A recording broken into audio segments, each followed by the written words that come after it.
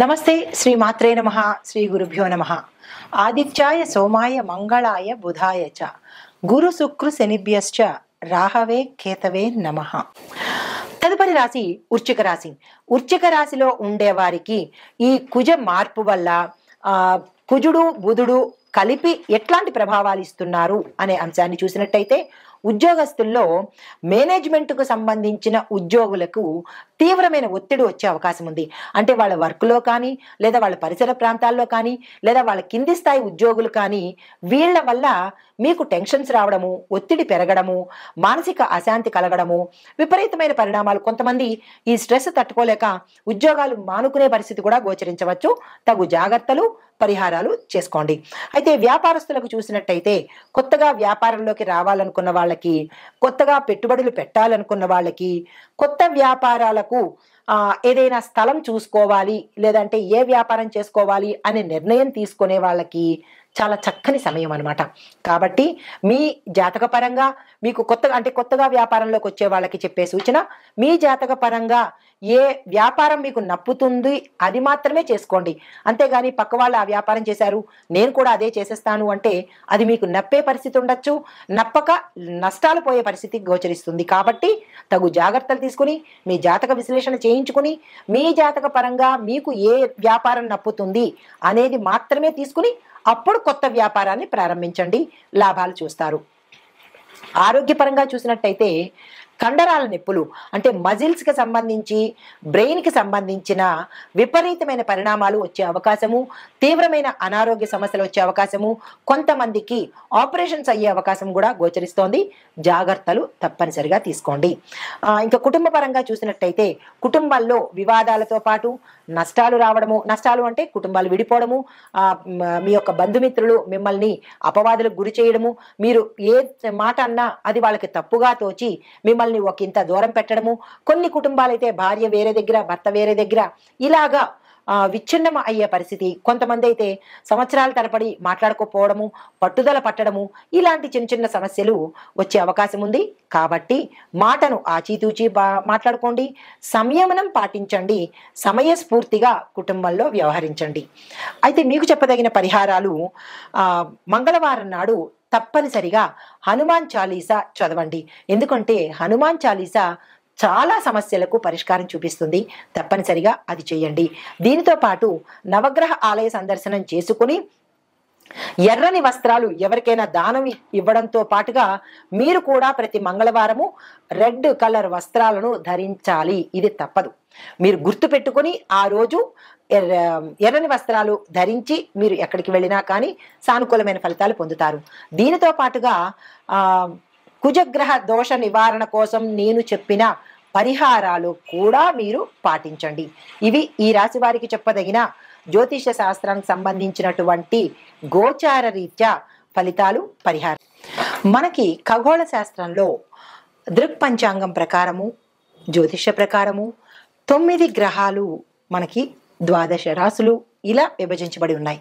అయితే ఒక్కొక్క గ్రహానికి ఒక్కొక్క ప్రత్యేకత, ఒక్కొక్క విశిష్టత, వాళ్ళిచ్చే ఫలాలు, పరిహారాలు ఎలా ఉంటాయి అనేది ఒక అంశమైతే, ఒక్కొక్క గ్రహానికి, శని గ్రహానికి, రాహుకేతువులకి, కుజుడికి, రవికి, చంద్రుడికి ఇలా వారి వారి యొక్క ప్రత్యేకతలు వారివి అయినప్పుడు వారు ఈ రాశుల మీదకి పరిగణలోకి తిరుగుతున్నప్పుడు, ఉదాహరణకి కుజుడు ఇప్పుడు మిథున రాశిలోకి వస్తున్నాడు అంటే ఆయన యొక్క ఫలితాలు ఒక్కొక్క రాశిలో ఎలా ఉంటాయి, ఇది కామన్. ప్రతిసారి మనకి ఖగోళంలో ఈ మార్పు చేర్పులు జరుగుతూ ఉంటాయి, తిరుగుతూ ఉంటారు.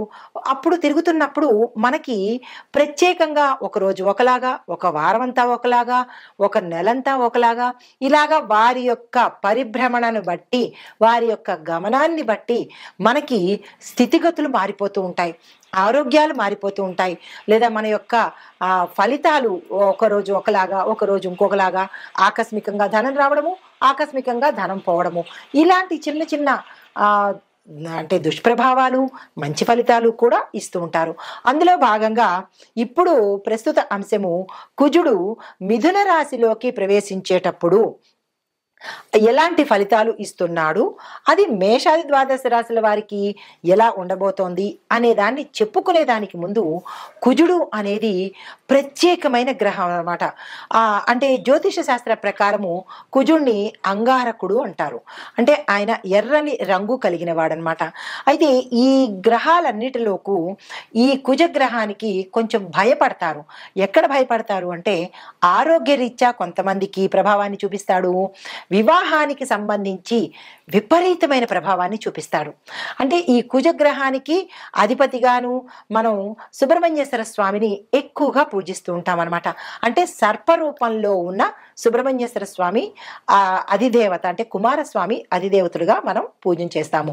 అయితే ఈ కుజగ్రహానికి ఎందుకు మనం ఇంత భయపడతాము అంటే కనుక గ్రహాలకు అధిపతిగా ఈయన్ని మనం కొలుస్తాము. కుజగ్రహము గ్రహాలన్నిటికీ కూడా అధిపతి అన్నమాట. అయితే ఈ గ్రహము రక్తము, బలము, భూమి మీద ఎక్కువగా ప్రభావం చూపిస్తుంది. అంటే ఒక మనిషి శరీరంలో రక్తం మీద, అంటే రక్తం తక్కువగా ఉండడము, రక్తానికి సంబంధించిన దోషాలు రావటము, ఇలాంటి వాటి మీద చూపిస్తుంటాడు. మరొక దేని మీద చూపిస్తాడు మనిషి మీద? బలం యొక్క, అంటే బలం అంటే శక్తి మీద అనమాట. కొంతమంది ఒక్కొక్కసారి అంటుంటారు మాకు శక్తి లేదండి, బలం లేదండి అంటారు. అంటే వారికి కుజుడు బలహీనంగా ఉన్నాడు అని అర్థం అనమాట. అంటే బలం లేకపోవడము, రక్తహీనత రావడము, అది వైద్య పరిభాషగా మనం ఏమనుకుంటాము, రక్తహీనత, ఐరన్ లోపము అనుకుంటాము. ఆధ్యాత్మిక పరంగా చూసుకున్నట్టయితే కుజుడు కనుక ఎక్కువ ప్రభావం చూపిస్తే, కుజుడు దుష్ప్రభావాన్ని చూపిస్తే కనుక ఇటువంటి రుగ్మతలు రావడము, బలహీనంగా ఉండడము. అయితే ఇది మనిషి ప్రకారంగా. మరి భూమి మీద ఎలా చూపిస్తాడు అంటే కనుక భూమి బేట్లు వారిపోవడము, పంటలు సరిగా పండకపోవడము, వాతావరణంలో విపరీతాలు సృష్టించబడ్డము, ఇలాంటి వాటి యొక్క ప్రభావం కలిగింది అంటే అది తప్పనిసరిగా కుజుడి యొక్క పరిహారం, అంటే కుజుడి యొక్క ప్రవర్తన అని మనకి అర్థమవుతుందన్నమాట. అయితే ఈ అంగారకుడు తన దిశను మార్చుకుంటున్నప్పుడు కూడా ఇటువంటి ప్రభావాలు ప్రతి ఒక్క రాశి మీద కనిపిస్తూ ఉంటాయి. ఈ సందర్భంలో ఈ అంగారక గ్రహము, అంగారకుడు అంటే కుజుడు అన్నమాట, ఈ క్షీణించడం వల్ల, బలహీనపడడం వల్ల, ఒక్కొక్కసారి క్షీణించినప్పుడు కూడా బలహీనపడినప్పుడు విపరీత పరిణామాలు కొందరికి కలిగితే కొందరికి సామాన్యమైన ఫలితాలు కనబడుతూ ఉంటాయి. అయితే ఇలా జరిగినప్పుడు చాలా మంది ఏమని అడుగుతుంటారంటే మేము ఏమేం పరిహారాలు చేసుకోవాలి, మేము ఎట్లా ఉండాలి, మేము ఏం మార్చుకోవాలి అనే సందేహాలు మన ప్రేక్షకులకు కలుగుతుంటాయి. అయితే ఇప్పుడు ఈ ఏ సమయంలోంచి మనకి ఈ కుజుడు వచ్చాడు అనేది ప్రత్యక్షంగా నేను చెప్తాను. ఈ గ్రహ మార్పు అనేది ఎవరికి అధిపతి అంటే కుజుడు మేషరాశికి, వృశ్చిక రాశికి అధిపతి. ఇలా ఈ గ్రహాలన్నీ కూడా కొన్ని రాశులకు అధిపతి అవుతారు. ఇప్పుడు శనేశ్వరుడు ఉన్నాడు, మకర కుంభాలకు అధిపతి అన్నమాట. అలాగే కుజుడు మేషరాశికి, వృశ్చిక రాశికి కూడా అధిపతి. ఈ అధిపతులు అవ్వడం వల్ల ఒక రకమైన, అంటే వారికి ఫేవర్ చేస్తూ ఉంటాడు. ఎవరైతే ఏ రాశులకు అధిపతి అవుతారో ఆ రాశులకి ఫేవర్ చేస్తూ, అంటే ఫేవర్ అంటే మరీ ఎక్కువ ఫేవరిజం కాకుండా కొంచెం సులువు సూత్రాలు ఇస్తుంటాడు. అయితే మిగతా రాశుల వాళ్ళకి ఇవ్వడా అంటే మిగతా రాశుల వాళ్ళకి ఇస్తాడు, కాకపోతే వీరి మీద ప్రభావం ఎక్కువగా ఉంటుంది అనమాట. ఇంకొక పరంగా చూసినట్టయితే కనుక ఈ కుజగ్రహము గత సంవత్సరం అక్టోబర్లో 20వ తారీఖున, అంటే 2024 అక్టోబర్లో మిథున రాశిని వదిలేసి కర్కాటకంలోకి ప్రవేశించాడు. కర్కాటకంలోకి ప్రవేశించినప్పుడు ఆ గ్రహస్థానము ఆ ఏడాదంతా ఉంది. అంటే అక్టోబరు, నవంబరు, డిసెంబరు, జనవరి వరకు ఉంది. జనవరి 21 నుంచి మళ్ళా తన స్థానాన్ని మార్చుకొని 25, అంటే 2025 ఇప్పుడు ప్రస్తుతం అన్నమాట, జనవరి 21 నుంచి మళ్ళా మిథున రాశిలోకి వచ్చేసాడు. మిథునంలోకి, కర్కాటకంలోకి వెళ్ళి మళ్ళా రివర్ట్ అయ్యి మళ్ళా మిథునంలోకి వచ్చాడనమాట. ఈ మిథునంలోకి రావడం వల్ల ఎటువంటి పరిణామాలు చోటు చేసుకుంటున్నాయి, వెళ్ళినవాడు మళ్ళీ వెనక్కి తిరిగిపోయాడు, తిరగడం వల్ల ఏమైంది, ఎలాంటి పరిణామాలు చోటు చేసుకుంటున్నాయి అనే అంశంలో కనుక మనం చూసినట్టయితే ఈ విషయాన్ని పరిశీలించేదానికి ముందుగా మీకు ఒక చిన్న విషయం చెప్తాను. అదేంటంటే కుజుడు బలహీనంగా ఉన్న వారిలో ఏమిటి లోపాలు మనకి మనం వ్యక్తిగతంగా పరిశీలన చేసుకోవచ్చు. ఎలా పరిశీలన చేసుకోవాలి అనేది ఒక్కొక్క పాయింట్ చెప్తాను వినండి. మనలో ఆత్మవిశ్వాసం పోతుంది. అంతవరకు కాన్ఫిడెంట్గా ఉంటాం. ఎస్, నేను ఏదైనా చేయగలను అని కాన్ఫిడెన్స్ ఉంటుంది. ఎప్పుడైతే కుజుడు బలహీనపడ్డాడో అప్పటి వరకు బాగున్న వాళ్ళు ఏమంటారు, నేను ఈ పని చేయలేను, నేను చాలా బలహీనంగా ఉన్నాను, నాకు అసలు బాగోలేదు, నేను చేయగలనా అని ఒక నిరాశలోకి వెళ్ళిపోతారనమాట. అప్పుడు మనం ఏం గ్రహించుకోవాలి, ఓహో కుజుడు బలహీనపడ్డాడు అని ఒక చిన్న ఇండికేషన్ అనమాట. దీనితో పాటుగా ఏమిటి, తొందరగా అనారోగ్యం పాలైపోతారు. రెండో పాయింట్, ఫ్రీక్వెంట్గా హెల్త్ ఇష్యూస్ వస్తుంటాయి. జలుబు, దగ్గులు, ఇలా ఏవేవో హెల్త్ ఇష్యూస్ వస్తుంటాయి. అలాంటప్పుడు కూడా మనం ఏం గమనించుకోవాలి, కుజుడు బలహీనపడ్డాడు అనే అంశాన్ని పరిశీలన చేసుకోవాలి. మూడో పాయింట్ ఏంటంటే, ఏ నిర్ణయాలు తీసుకోవాలన్నా తటపటాయిస్తుంటారు. అది ఎవరైనా విద్యార్థులు కావచ్చు, ఎవరైనా మనిషి ఏదైనా నిర్ణయం తీసుకోవడానికి పదే పదే ఆలోచిస్తుంటాడు. మనం కూడా ఏమనుకుంటుంటాం, ఇది చెయ్యాలా వద్దా, వద్దులే అని కాసేపు, లేదు తప్పనిసరిగా చెయ్యాలి అని మరుక్షణం అనుకుంటాం. మళ్ళా ఏమంటారు, వద్దులే అని డైలమాలో, సందిగ్ధంలో పడతారు. అలాంటప్పుడు మనం ఏమనుకోవాలి, ఇది ప్రతి ఒక్కరికి ప్రతి జీవితంలోనూ అనుభవంలోకి వచ్చిందే, కావాలంటే మీరు చెక్ చేసుకోండి. అప్పుడు మనం ఏమనుకోవాలి, కుజుడు మనకి బలహీనపడ్డాడు అని మనం వెంటనే గుర్తు తెచ్చుకోవచ్చు. ఇది మూడో పాయింట్. ఇక నాలుగో పాయింట్ ఏంటంటే, ఇంట్లో పిల్లలకు, పెద్దవాళ్ళకి ఇలాగా, చిన్న పిల్లలకి తరచూ అనారోగ్యం రావడం, ఊరికే పడిపోతూ ఉండడము, ఊరికే దిష్టి తగులుతూ ఉండడము, వారు ఏ పని మీద ఇంట్రెస్ట్ చూపించకపోవడము, కడుపు నొప్పని, తలనొప్పని ఏదో సాకులు చెప్తూ ఉండడము, ఇలా వాళ్ళు ప్రవర్తిస్తున్నారు అంటే కనుక తల్లిదండ్రులకి వెంటనే గుర్తుకు రావాలి, ఏమని, మనకి కుజుడు కుజుడు బలహీనంగా ఉన్నాడు అనే అంశాన్ని గుర్తు తెచ్చుకోవాలి. ఇది నాలుగో పాయింట్ అనమాట. అయితే శరీరంలో కొంతమందికి రక్తము తగ్గిపోతూ ఉంటుంది.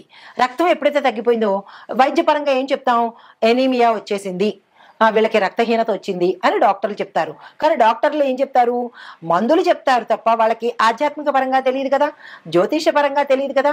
జ్యోతిష పరంగా మేమేం చెప్తాము అంటే, కుజుడు బలహీనపడ్డాడు కాబట్టి కుజుడికి సంబంధించిన గ్రహాలు శాంతి చేయించుకుంటే, ఎందుకు, కుజుడు రక్తం మీద ప్రభావాన్ని చూపిస్తాడు కాబట్టి దానికి సంబంధించిన పరిహారాలు చేసుకోవాలి. అది తప్పనిసరిగా మనకి జాతకంలోనే బయటపడుతుంది. డాక్టరు నాడి పట్టుకుంటేనో, స్టెత్ పట్టుకుంటేనో, కళ్ళు చూస్తేనో రక్తం లేదు అని చెప్తాడు.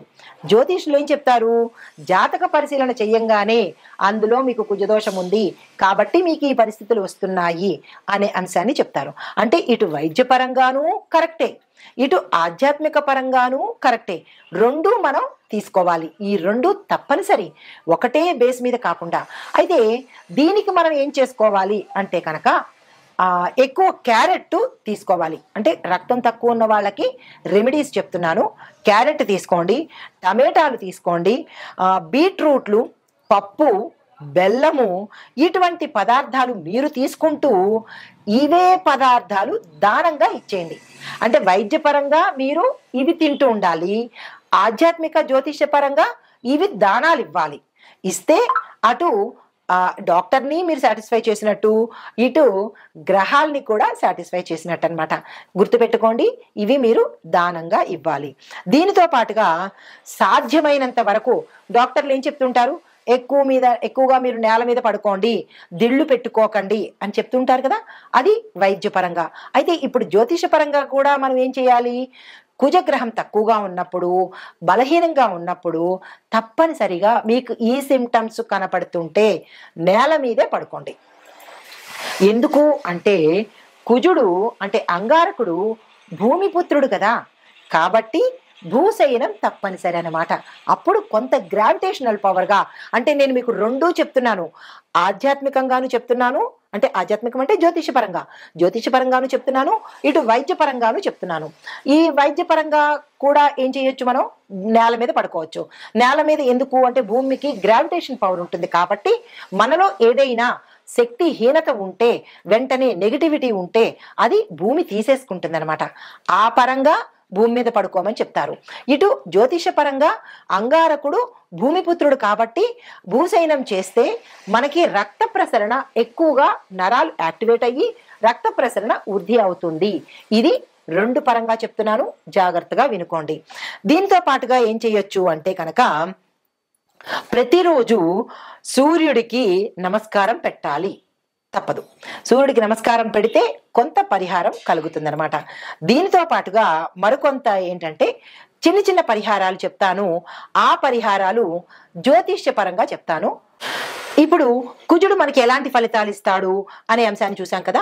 అయితే ఈ కుజదోష నివారణలు మనం ఆధ్యాత్మిక పరంగా జ్యోతిష పరంగా ఎలా చేసుకోవాలి అనేది ఒక్కొక్క పాయింట్గా చెప్తాను. వీలైతే నోట్ చేసుకోండి, లేదా అంటే మళ్ళా చూసుకోండి. చాలా మోస్ట్ ఇంపార్టెంట్ అయిన రెమెడీస్ నేను మీకు అందిస్తున్నాను. కుజదోష నివారణకు శివాలయంలో ఏకాదశ రుద్రాభిషేకం చేయించుకోవాలి. మొదటి పాయింట్. 7 మంగళవారాలు చేయించుకోవాలి. మీకు సందేహం రావచ్చు ఎన్ని సార్లు చేయించుకోవాలి అని. 7 మంగళవారాలు శివాలయంలో ఏకాదశ రుద్రాభిషేకం చేయించుకోవాలి. మొదటి పాయింట్. అది ఎప్పుడు చేయించుకోవాలి? ఉదయం 7 గంటల లోపల. ఇది ఫస్ట్ పాయింట్. తరువాత నాగుల పుట్టను దర్శనం చేసుకొని పుట్టమన్ను చెవికి ధరించాలి. ఇది రెండో పాయింట్. తప్పనిసరిగా చేసుకోవాలి. మూడో పాయింట్, ఆదివారం నాడు ప్రతిరోజు అంటే ప్రతి ఆదివారం నాడు సాయంత్రం 4:30 గంటల నుంచి 6 గంటల లోపుగా నిమ్మకాయ డొప్ప మీద దీపారాధన చెయ్యాలి. తరువాత సుబ్రహ్మణ్య అష్టకం చదవాలి. తప్పనిసరి. గుర్తుంది కదా.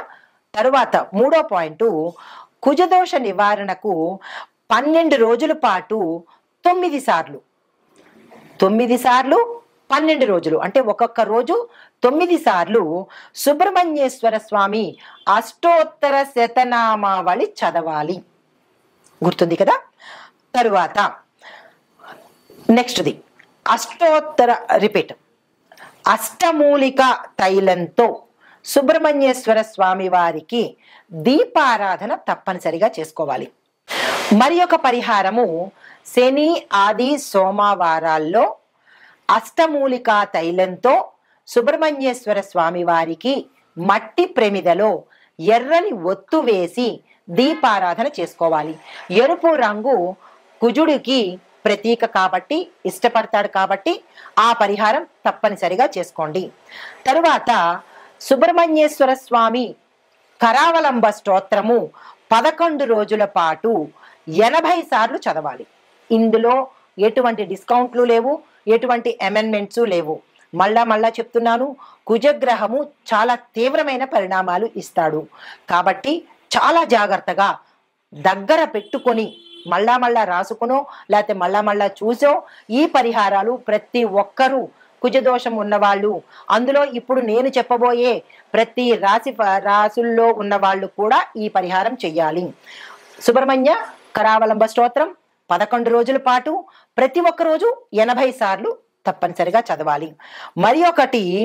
మరి ఒక పరిహారము, కుజదోష నివారణకు సుబ్రహ్మణ్యం మాలా మంత్రం అని ఉంటుంది. దాన్ని 42 రోజుల పాటు రోజుకు ఒక్కసారి తప్పనిసరిగా చదవాలి. ఇప్పుడు ఇంత వివరంగా చెప్పాను కదా.